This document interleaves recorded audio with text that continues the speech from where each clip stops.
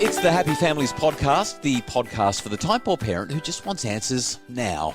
I'm Dr. Justin Coulson, and I'm joined by Luke and Susie, a husband and wife radio duo with 3 young boys. And today, we're talking about dealing with the uncertainty of COVID-19. This one's not so much about the kids, it's more about us and how we're going. I mean, the reality is the rules keep changing, and fair enough, but we're completely all at sea, and we just want to know when things are going to end.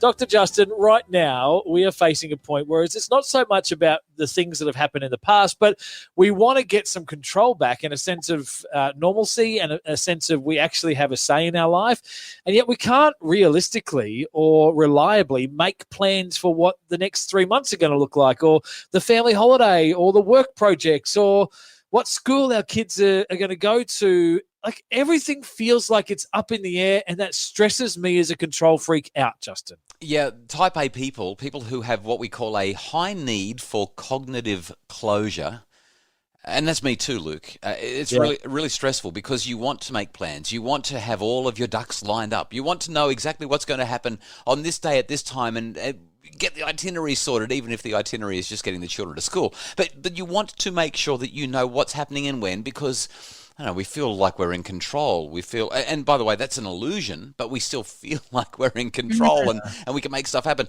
And it's not happening right now, is it? I mean, everything that we thought was going to happen in 2020 has been turned on its head.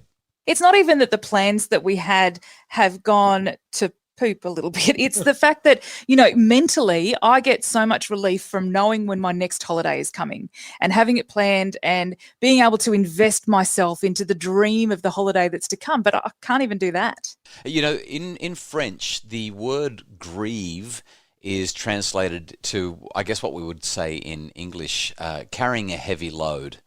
And when we look at what we've lost so far in 2020 with fires and with floods and storms and now with COVID, I think that a lot of people really are grieving, which only makes it harder to move on.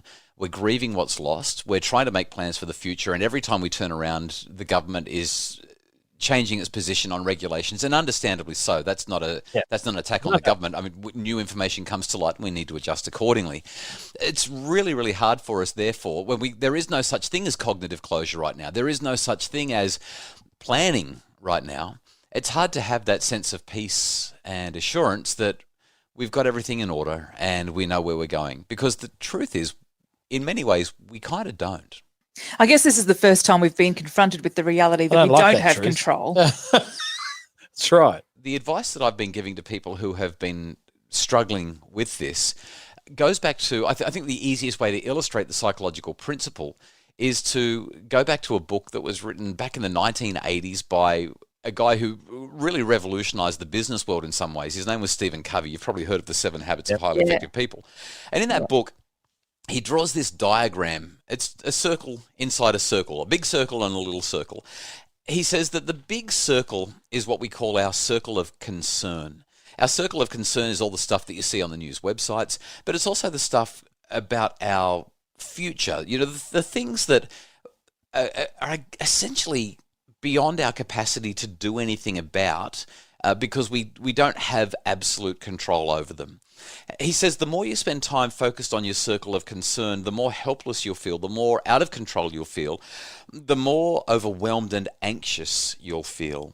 But when you concentrate on that inner circle, he calls that your circle of influence, what you do is you bring back a sense of personal agency. Agency basically means you feel like you've got a sense of control, like you can be in charge of what's happening in your life. When we focus on our circle of influence, we say, well, I can't do anything about X, Y, and Z, but I don't need to. What I can do is something about here and now. I think the easiest way for me to describe it is we do the next best thing. So we look at the situation we're in and we say, well, I don't know what my next holiday will be because I don't know if we're going to have one until at least Christmas. And, who knows what's going to happen in terms of the government regulations around travel, particularly if it applies to crossing borders or even going overseas. But what I do know is that I can start to put some money away for when holidays are allowed. Or what I do know is I can make this plan with my family, or I can do this with my family, because at the very least, we know that we'll be allowed to camp in our backyard. we operate within our circle of concern, and what happens there, within our circle of influence, and what happens there is we do just the next best thing that we can do is we start to feel empowered. We start to feel like we are actually in control of something.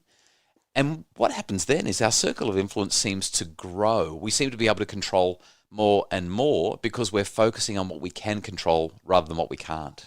Well, it's good because external forces are indicating to us our circle of influence is shrinking, or at least becoming Swiss circle with holes in it. But the reality is we still apply the same logic, which is only focus on those things which you can control. And if that's got smaller, then so be it. Still focus on that smaller list of things. One of my favorites, so I mean, this is a conversation about resilience as much as anything. And one of my favorite stories of resilience comes from a man that I had the opportunity to spend some time with in an interview and get to know reasonably well. His name was John McLean. John, in 1988, was an up-and-coming rugby league star out at Penrith, and he was also right into triathlon. He was trying to work out, which way do I go? I'm going to be a sports star one way or the other. What should I be? And one day while he was training for a triathlon, the Nepean triathlon, he got hit by a truck on one of the busy highways in Western Sydney. And how he survived is beyond anyone's understanding. But he did become a paraplegic. He lost all movement from his belly button down. At that point, he was concerned about a lot of things as he went through the next 12 months of rehab and all of those hospital visits and physio and so on and so forth. But what he recognized pretty soon is that I can worry about a whole lot of stuff that I can't do anything about, or I can just focus on what I can do something about.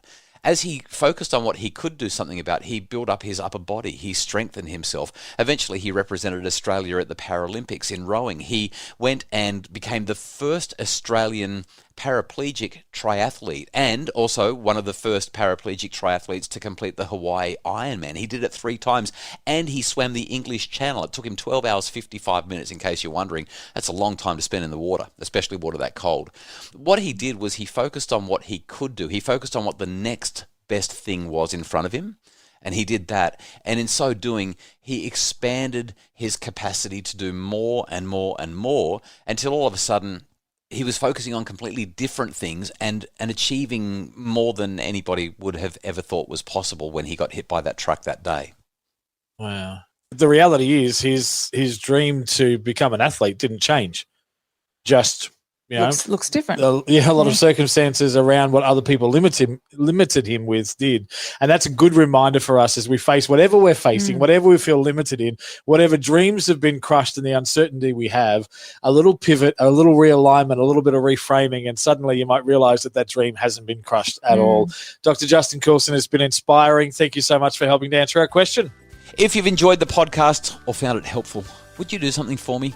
Go to Apple Podcasts and leave a rating and a review. It's the reviews, the things that you say about the podcast that help people to find it and have happier families.